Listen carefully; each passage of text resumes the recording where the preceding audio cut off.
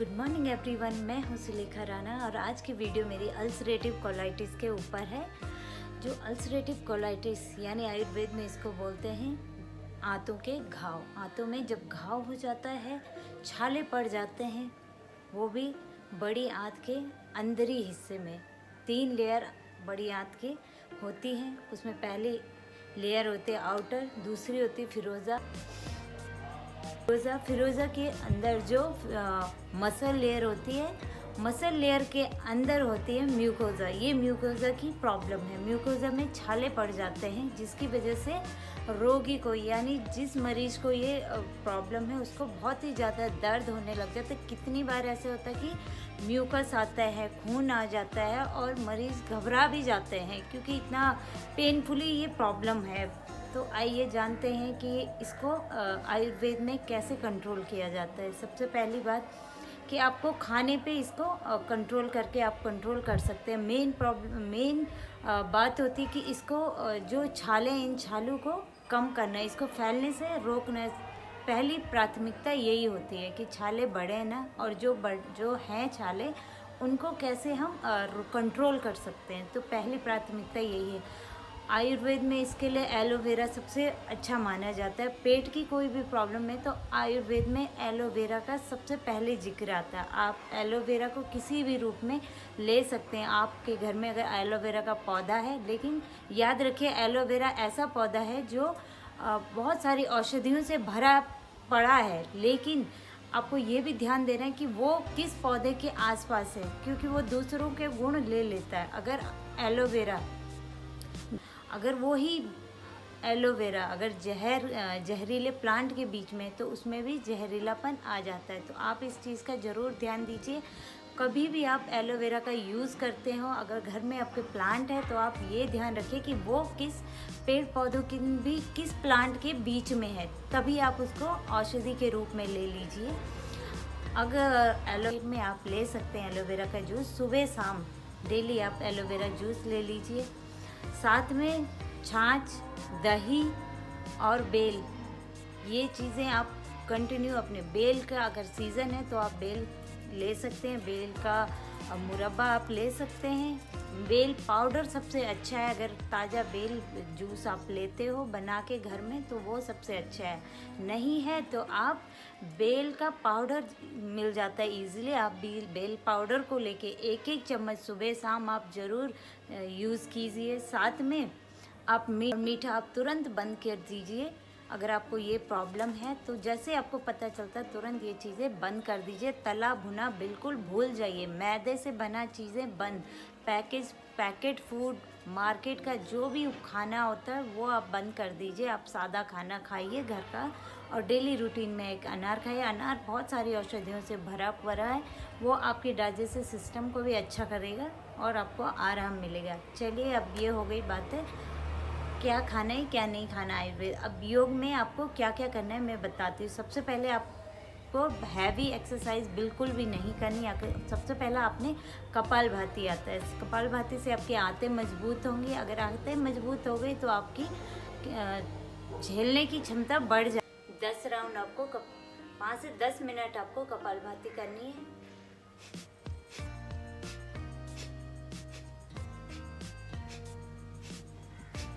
इसी गति से आप कपालभाति करेंगे और आप किसी भी पोजीशन में बैठ के, सिंपल एक्सरसाइज है।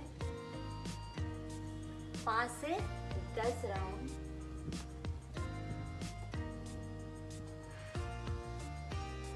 दोनों साइड 5 से 10 राउंड आप करेंगे हर एक एक्सरसाइज को।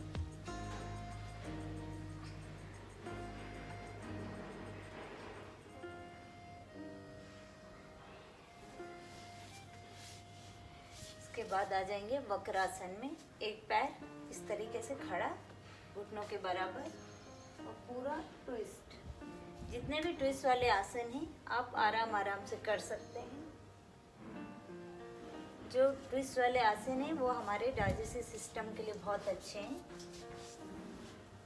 इस तरीके से बैठ जाएंगे। वज्रासन में आप खाने के बाद भी बैठ सकते हैं। 5 से 10 मिनट आपका खाना इजीली डाइजेस्ट होना शुरू हो जाएगा।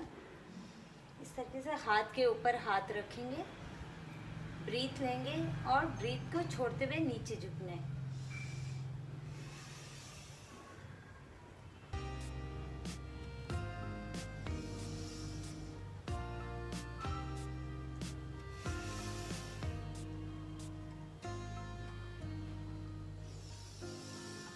इस तरीके से आप 5 से 10 राउंड आप ये एक्सरसाइज भी करेंगे। चलिए, जितनी भी प्रॉब्लम्स होती हैं, चाहे कोई भी प्रॉब्लम हो, कब्ज हो, चाहे अल्सरेटिव कोलाइटिस हो, IBS हो, कोई भी प्रॉब्लम हो, उन्हीं लोगों को होती है जो कुड़ने वाले, क्रोधी स्वभाव के, निराश स्वभाव जिनका होता है और जो ज़्यादा तनाव में रहते हैं तरीके का होता है। ये मानसिक उत्तेजनाएं हैं जो हमारे डाइजेस्ट सिस्टम यानी पाचन संबंधी अंगों पे क्या बुरा असर डालती हैं। ये हमारा नेचरपैथी बोलता है। और क्यों होता है, आते हैं इस टॉपिक पे। नेचरपैथी कहता है कि जो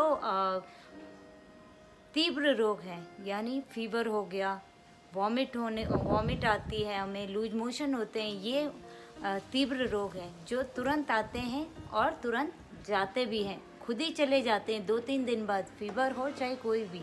बट हम उनको जो दबाने के लिए जो दवाइयाँ लेते हैं कि हमें फीवर हो गया, दवाइयाँ ले ली पे फेंकते हैं।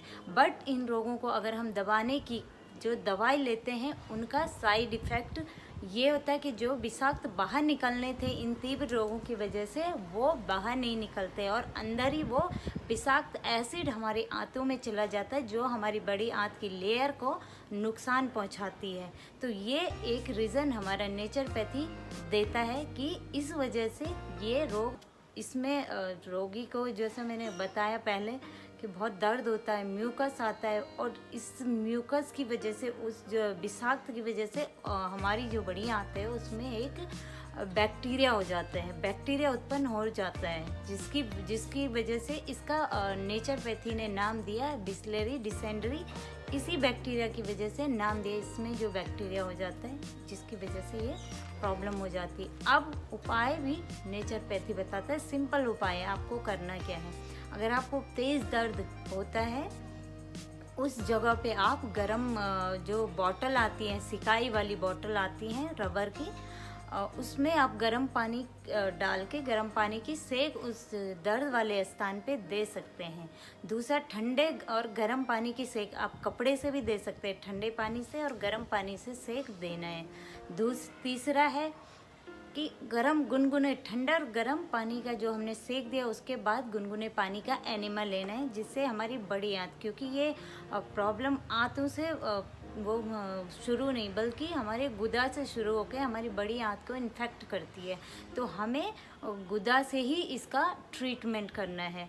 एक बात ध्यान दीजिए, और कैसे करना है वो गुनगुने पानी का एनिमा आप दे सकते हैं नेचरपैथी की अकॉर्डिंग। अगर आपके आसपास नेचरपैथी सेंटर है तो आप वहाँ पे जा सकते हैं हम।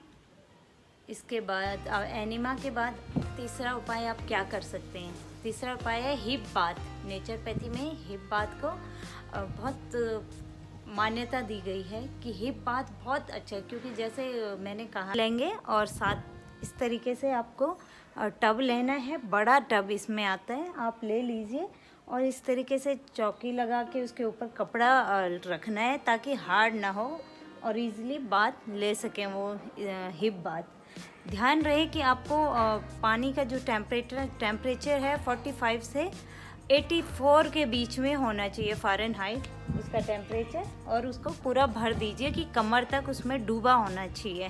तो आप आधे घंटे के लिए मरीज को ऐसे बैठा देंगे और पीछे चेयर लगा के उनके गर्दन को आराम मिले, जिससे इस तरीके से आप उनके लिए बनाएं। अगर ठंडा है ज़्यादा तो आप पूरा उनको बाहर से कंबल उड़ा सकते हैं बिल्कुल भी, और जब अंदर बैठें तो विदाउट क्लॉथ बैठना है ताकि आपको अच्छे से थेरेपी मिल सके। ये थेरेपी सिर्फ अल्सरेटिव कोलाइटिस में नहीं बल्कि आंतों की कोई भी प्रॉब्लम अगर है तो उसमें भी आपको आराम मिलेगा। साथ में पीलिया, आपकी जो लीवर है, किडनी है, सबके लिए ये थेरेपी बहुत अच्छी है। कब्ज जिनको रहता है उनके लिए भी बहुत अच्छा है ये हिप बाथ की जो थेरेपी है बहुत अच्छी है, और आप हफ्ते में कंटिन्यू, जिनको ये प्रॉब्लम है वो हफ्ते में 1 दिन ये थेरेपी करेंगे तो आपको डेफिनेटली बहुत आराम मिलेगा। तो इस वीडियो में इतना ही। अगर आपको ये वीडियो हेल्पफुल लगे तो प्लीज़ सब्सक्राइब करें मेरे चैनल को, और ज़्यादा से ज़्यादा वीडियो को शेयर करें, ताकि अगर ये वीडियो आपके लिए